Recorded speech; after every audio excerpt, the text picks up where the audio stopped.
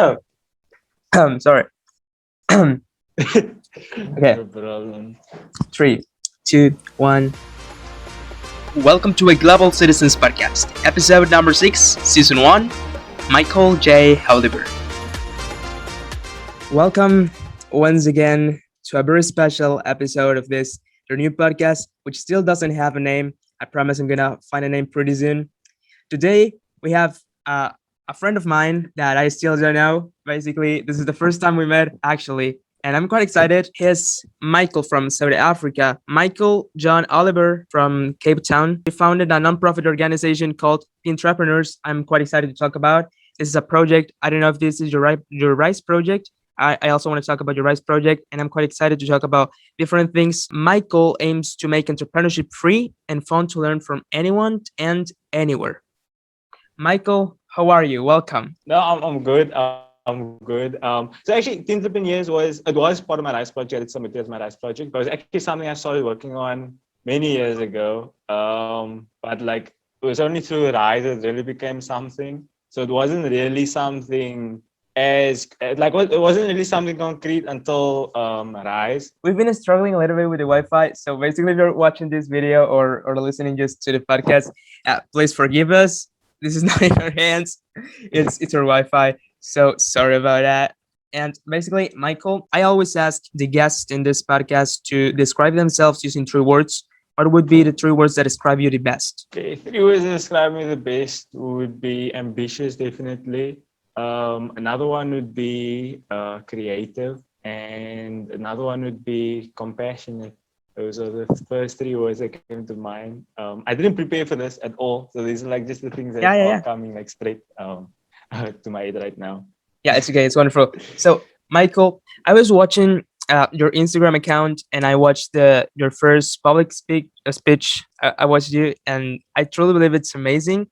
I'm also into public speaking, and we talked about it a little bit on WhatsApp the first time we talked. So basically, I want to talk about it, public speaking, because when the first time I started to do public speaking, it was like I just feel the emotion. I just have this feeling, and I get in a mood that feels just like you feel wonderful, and you feel that you like it. I want to talk about your first experience talking in public, the experience you have on your Instagram account. How do you feel? How did you prepare it? How is it? Okay, so I know exactly what you feel, what you are speaking about, because I know that exact same feeling when I do public speaking. I'll be honest with you, I don't know exactly when it was like the first time that I ever gave like a speech, like the first time, because like I've been doing public speaking for some time now. I think it was probably in the 7th grade when I probably gave my first speech, because I was the head boy at my primary school at the time. But I think it only really developed in high school. So I joined the student council, and then I obviously had to give a lot of speeches in grade assembly and so on. My first big speech was in grade 9. Yeah, my first big speech was in grade 9. So the new grade 8s were coming in, and I gave my first speech to welcome them into the new high school, because they just started high school, and just to give them motivation of what they can expect of high school and like how they can strive, to do good in high school. So like that was the first time I had that thrill of speaking in front of the crowd. And for me, I don't necessarily prepare a full speech, because I feel like I'm a natural conversationalist. I'm a natural when it comes to speaking. So when I do prepare my speeches, I normally just prepare points. So I do prepare, because when I'm not prepared, then I don't know what to say, but I have like key lessons that I want to give in my speech. So either it's aspire to inspire, or the key messages is it doesn't matter where you come from, it matters where you're going to. So before I do give a speech, I always pinpoint like what is the lesson that I want them to get out when I'm done with my speech. So I start there, and then I have different key points that lead up to that big lesson. So either I'll start out with a story. If you watch my Instagram, the speech that you're speaking of, I start out with a story, and then I build up into how my life progressed to that point and how I came to that lesson. And then that's how I prepare my speeches. But I thought that you're speaking of, I know exactly what you're speaking about. I remember that. Well, basically, when I have to do public speaking and public speech, I basically, this is like my process. I don't know what you think about it, but basically, as well as you said, I prepare like the key points, and then I just start walking. I just start walking in my room or whatever, and I start talking, and then I just, if something comes to my mind and something pops up there, I just write it down, and then it's like, okay, keep talking, talking, and I'm just talking around, and well, I'm walking around like for I don't know, 20 minutes, 30 minutes, and then when I have the key points I want to talk about, is like, okay, now you have to sit down and kind of develop and work on the key points you really want to talk about, and then yeah, I just love the process. Is one of the things I love the most. And now you were saying you're a natural conversationalist, and it's this is something that I truly resonate with. Well, I truly resonate with the idea that most teenagers don't consider themselves on or don't think of themselves as natural conversationalists, because I don't know, this happened to me when I was younger. I didn't know how to make friends. I didn't know how to talk to people. I didn't know how to talk to new people. What do you think we should do being teenagers and I don't know, wanting to make friends and not having things to talk about, or that stuff? What do you think about it? So like I know what you're speaking about. Like people don't feel like they come out like of the shell. And for me, like the greatest thing that really got me to be a good conversationalist is to truly know like what am I interested in, what am I passionate about, and who Okay. am I really? Because then you will know what to speak about firstly, and you'll connect with the right people, and then it becomes easier. But like if you don't know who you are and you don't know like what you're into, you're always gonna be like you're gonna shut yourself out from the you're not gonna get out there because you don't know who you are. And the only way that you're gonna find that out is to start asking yourself, okay, does this interest me? Does that interest me? Like what actually gets me excited? And if you Okay. don't have anything, it's just trying new things. So whether that's facing a fear, whether that's trying out a new sport, whether that's like just try new things, and you'll start discovering more things about yourself. As you discover more things about yourself, you'll find more things to speak about. You connect with more people, and in that way, you'll become more of a conversationalist because you're getting yourself out there more. So yeah, that's like the best advice that I can give or that I can think of. When it comes, that's like it's just get out there, try new things, and basically like face your fears. Don't be scared to try new things. Okay, that's wonderful. I agree with that idea. And basically, as a teenager and being teenagers, how do you think you found yourself? And when was that moment when you said, okay, this is who am I? This is what I like. This is my passion. Whether you found your passion. And I also want to talk about passion and how we, being teenagers, could find your passion and make sure that, for example, we're about to go to university. And how do you really think that the career you're going to study is the right one? And how do you find your passion? And how do you, like, I don't know, find a relation between your passion and the career you're going to study and what you like to do? For me, like that's very easy. So I discovered my passion when I was in the ninth grade. So I was 15 years old, and I discovered my passion for entrepreneurship. But before Okay. that, I've tried many things. So like I've tried debate, I've tried school newspaper, I've tried drama, I've tried choir, I've tried so many different things. I've tried even many different sports, but nothing excited me as much as entrepreneurship. And how I knew it excited me was it's something I would think about even if it was late at night and I would struggle to fall Okay. Yeah. asleep. That like would be on my mind constantly. Is that like that's how I knew it was like the thing for me. If I go on YouTube, it's the first videos I would search like successful entrepreneurs. What are they doing? What is so cool about entrepreneurship? If I listen to people speak, that's what excites me the most. That's when I'm listening. Like I don't easily get distracted when I'm listening to something on that topic. And like even in school, when they discuss entrepreneurship, problem solving, like that excites me. So I was always into problem solving. So I always knew I had a passion for problem solving. And I mistook that passion for math. So I thought I have a passion, like a strong passion for math, which I still do. But I realized that I enjoyed entrepreneurship, like the actual problem solving in real life situations more than I did in math. So I still love maths, but I realized that entrepreneurship was like my real passion, like figuring out people's problems and finding solutions to their problems through business models. So that like that's how I discovered my passion. And I thought about it constantly. When I go sleep, I struggle to switch it off. And when I wake up, I think about it also. So like that's how I discovered my passion. But before that, I've tried many different things. But those were just interests, not really passions. Yeah, that's actually a great example. And yeah, so basically, I would say to the teenagers listening or watching us that, yeah, that thing that you're keep thinking and thinking, for example, in my case, is this podcast or basically videos and also helping others. So basically, I'm at night thinking, okay, who am I going to have a podcast with the next week? Who can I invite to the podcast? What videos I'm going to record in a few months or whatever. And that's basically what I don't know, you just feel it. I just think you just feel what your passion is, and you can like, I don't know, you're just sure about it. And it's something that might be weird or might be not as common as something would think about it. But yeah, basically, I would say to anyone, your passion is that thing that keeps you excited. And even though it's weird, if it keeps you excited, you can take everything out of it and take advantage of your talent and your passion. And now we're talking about your passion, which you told me is entrepreneurship.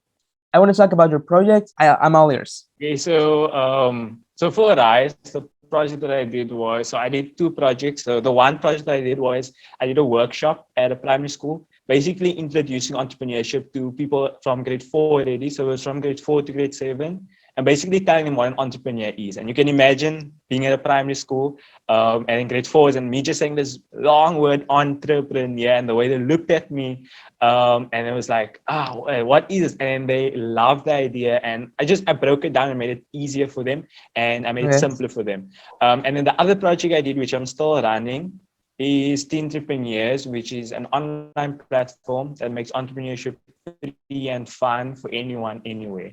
So first of all, my passion for entrepreneurship for problem solving. So I love problem solving. I love a challenge. I love when I need to find different ways to get to a certain when things are not easy, I get excited. And I think that's why I love entrepreneurship so much, because you're solving a problem and so many things go wrong along the way. But at the end, it's very impactful because you're solving a problem, you're creating business models to solve that problem, and you're impacting other people. And in certain cases, you're making a profit. In certain cases, you're also just making an impact, because we have to think of non-profit businesses also.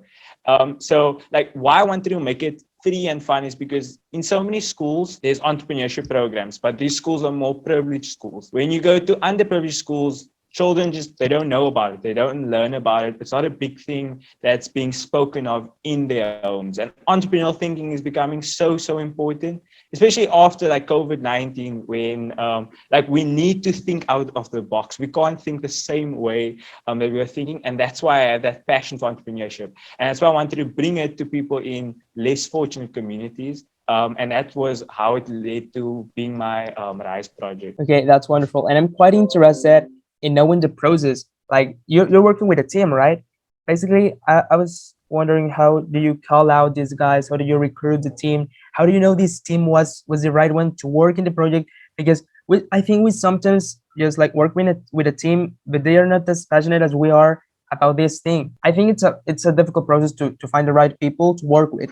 How is it, and how do you start working on developing your team entrepreneurs?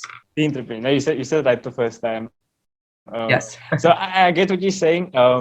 So I had the idea for Teen Entrepreneurs quite some time back, and I'm not gonna lie, the first team that I had wasn't actually like the right team for me. And so the first time I tried to bring Teen Entrepreneurs up, it didn't really work out. But it wasn't the same idea that I had now. But how I came with the team that I have now, we're quite a good team. I love my team. We have great meetings. We know each other well. We have fun in our meetings. Like sometimes even play games before our meetings and so on. And it's just such a great environment. And I would say I didn't actually find my team, because I know this sounds cliche, but my team actually found me. So the first like member of my team, I'm mentioning him now, is Abdurraf. I don't know if he's gonna listen to this, but he actually came to me after he was so hyped up about the idea. He loved entrepreneurs so much, and he was like, okay, he video called me. And he's like, you know what, Michael, I love your idea. There's just some feedback. Like he wasn't really like saying, Michael, can I be part of your team? And he basically criticized everything I did. He said, you know, Michael, you could have done better here. You could have done better here. This could have done better. This platform is not really working out for you because teenagers are not really on LinkedIn. Why don't you try Discord? Less teenagers on Facebook. Why don't you focus more of your attention on Instagram?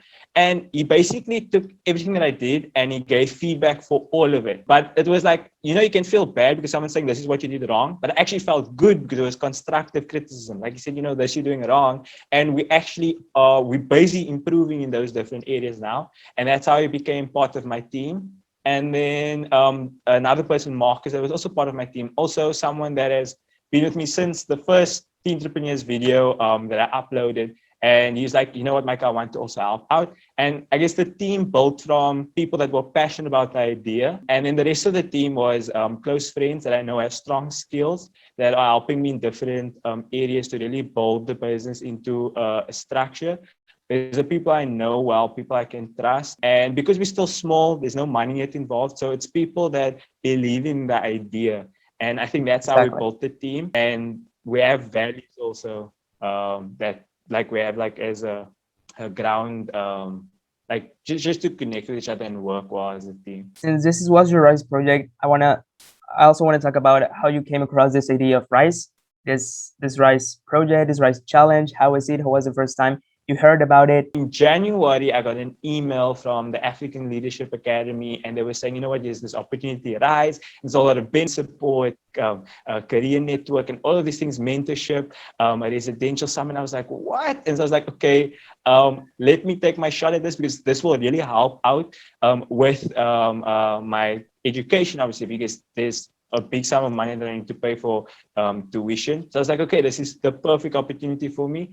And then that's just how I found about Rise. And I was like, okay, I need this. And I think it would be a great opportunity to connect with other people. Because I mean, me and you wouldn't be speaking today if it wasn't for Rise. Yeah, So I exactly. think there's great that came out of it.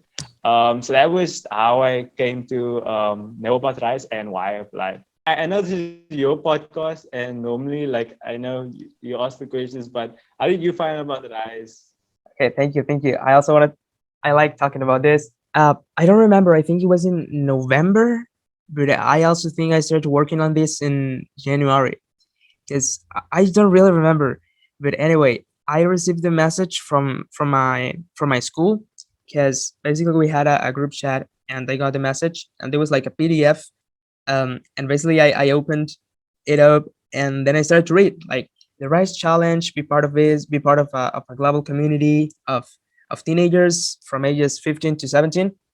And I was like, then I kept reading and I was like, okay, $500,000, what are you talking about? It's literally a lot of money. I didn't think I'm gonna be able to get to be one of the 100, man. Like basically, all the world is just a lot of people and a lot of teenagers. I'm sure there's a lot of talent out there, and I'm still sure of it. Then I said, like, I remember it was night. I was going to sleep, and yeah, as we were talking about, that kept me excited. And then I said, you gotta try it. At least you gotta try it. It doesn't matter if you're one of the finalists or one of the top 100. You have to try. And then I had a project. I started this project in 2020, which is a TikTok account where I upload videos teaching English and teaching phrases, teaching grammar. Because I realized that in my country here in Mexico, we don't have a great education in English, and basically that was my project. And I started to work. Then it was like really a lot of time. Basically, we've been working on it like 7 months now, and yeah, but I don't regret anything. Like just like you said, if I wouldn't have applied, if I wouldn't have the courage to do it, if I wouldn't have been brave enough to do it, today we wouldn't be talking. Today I wouldn't have started this podcast. Today we both would be doing something different. And yeah, that's basically my story with Rice. Yeah, I was gonna say like the same thing. Like Rise, I think opened so much doors for us.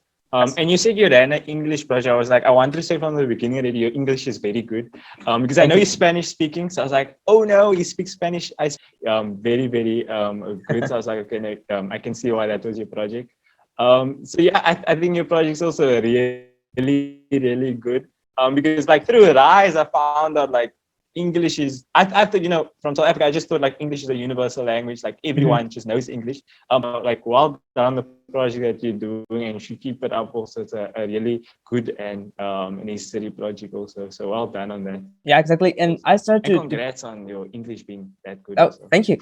Thank you. Yeah, basically it was amazing because I don't know about you, but I bet you also feel this when you start to helping people that you don't know. For example, in my TikTok, I start to receive messages from guys from Colombia, from Argentina, from Bolivia, from different countries in Latin America, and I was like, dude, are you really helping that amount of people? And I just kept going, and yeah, basically I started to help these guys with English because I realized that you and I speak English and we have access just by doing it to a lot of information, a lot of new friendships, a lot of new relationships, and a lot of new opportunities. And that was basically my idea. And I also want to talk about this using what you have and doing what you can. That's one of the phrases I came across in your Instagram account. When did you learn it? Like, and how do you find the motivation? Because that's basically one thing we, being teenagers, don't realize about. Like, okay, I don't know, I want to be a YouTuber, but I don't have I don't know, a ring light. I don't have a camera. I don't have a good phone to record videos. I don't know how to edit videos. How do you find the motivation to do what you want to do having what you have? Okay, so like the big reason why I came across that lesson was the audience that I spoke to. They came from a similar community to where I live. So I live in a community where like crime and violence is it's bad. It's like it's very bad. It's also high on drugs. So because of the drug trade, leads to the violence, leads to the crime. Living in a low income area also. So the audience I was speaking to, they live in a similar community to mine. So why encourage them to use what you have, do what you can? Because in the like in most cases in areas like ours, people just give up. They think that there's no way out. They think, you know what, I'm born into a poor family, so I'm gonna stay poor for the rest of my life. There's no hope for me because of the area that I live in. And that's why it was so important for me to share that message, was because even growing up, I didn't have everything. I didn't have necessarily the money that other people had. I didn't necessarily have the best education. I was at a school where sometimes we couldn't have normal class because there was sometimes we couldn't have normal class because there was easy to learn in such an environment. So I had to, at that point in time, I was like, do I want to live like this for the rest of my life?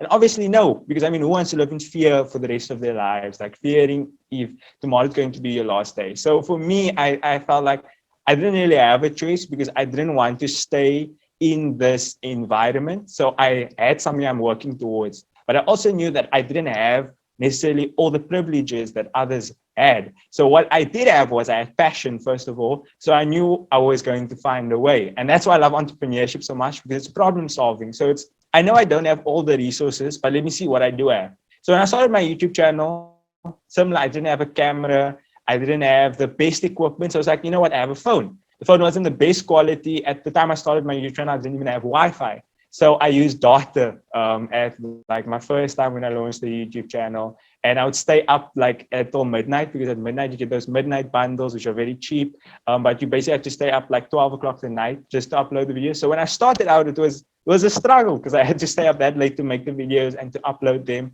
But I used what I had and I made the most of it.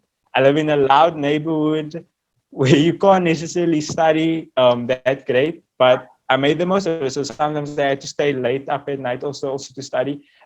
You're not always going to have the best circumstances, but you shouldn't let that stop you, because you can't help for where you come from. You can't help for the circumstances you live in, but you can help for the attitude that you have towards life. And for me, that was use what you have and do what you can, and like start now already, because you have to work harder than those that do have the privileges. And that's where that message came from. Okay, that's such an amazing story.